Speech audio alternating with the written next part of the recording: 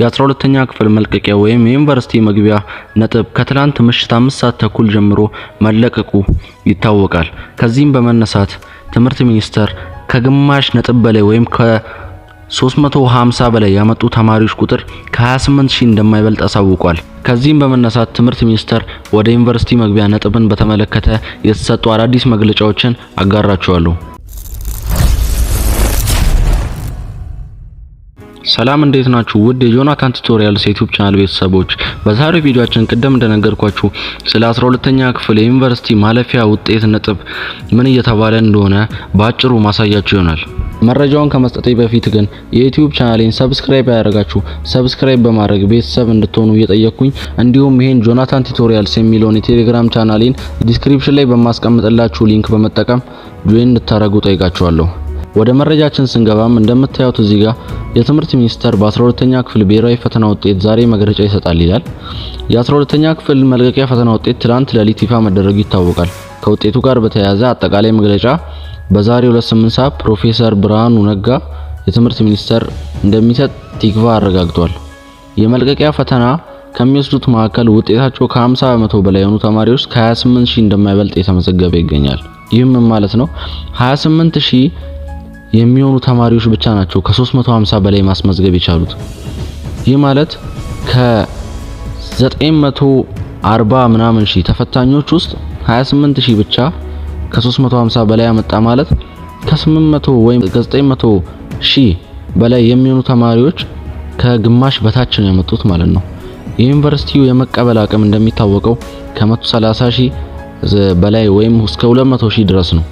ይህንንም በማስመልከት መንግስት ትልቅ ውዝግብ ውስጥ እንደሚገኝ የታወቀ ነው። ምክንያቱም ተማሪዎች ያስመዘገቡት ከ350 በላይ ያስመዘገቡ ተማሪዎች ከ28000 እንደማይበልጥ ከተነገረ ውጤቱን ከዚህ ዝቅ ማድረግ እንዳለባቸው ነው የሚያሳየው።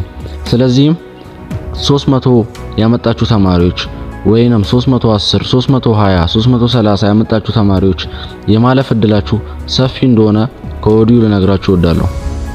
ቀጣዩና ሁለተኛው መረጃችን ደግሞ ከፍተኛ የተማሪዎች ውጤት ማሽቆልቆል ማጋጠሙን የመንግስት ከፍተኛ ኃላፊዎች የሰሙ ሲሆን ያጋጠመውን የተማሪዎች ውጤት ማሽቆልቆል ምን ይደረግ በሚለው ላይ ምክክር የተደረገበት ነው። በውይይቱ የዩኒቨርሲቲዎች መቀበል የሚችሉት አቅም ጋር የሚጣጣም ተማሪ ወደ ዩኒቨርሲቲ ውስጥ ሊገባ የሚችልበት ሁኔታ ላይ ውሳኔ እንደሚሰጥ ይጠበቃል። ይህ ማለት ምን ማለት ነው? 28 ሺዎቹ ተጨማሪ እንዲገቡ የማድረጊያ መፍትሄ እየፈለጉ ነው። የዩኒቨርሲቲ መግቢያ ውጤት ያመጡ ተማሪዎች ቁጥር አቅማቸውን ልክ ተማሪዎች እንዲቀበሉ አማራጭ እየተፈለገ ነው። ይህ ማለት የዩኒቨርሲቲው እንዲቀበል ያለው አማራጭ ሰፊ ነው ከተማሪዎች ከግማሽ በላይ ካመጡ ተማሪዎች አንጻር ሲታይ። ስለዚህ በልዩ ሁኔታ ለማለፊያ የቀረበ ውጤት ያመጡ ተማሪዎችን የማጠናከሪያ ትምህርት ወስደው ወደ ዩኒቨርሲቲ እንዲገቡ ይደረግ የሚለው አንዱ አማራጭ ሆኖ በመንግስት በኩል እየታየ እንደሆነ ተነግሯል። በተማሪዎቹ ውጤት ላይ ከጠቅላይ ሚኒስትሩ ጀምሮ ከፍተኛ የመንግስት ባለስልጣናት እንዲያውቁት የተደረገ እንደሆነ ማወቅ ተችሏል።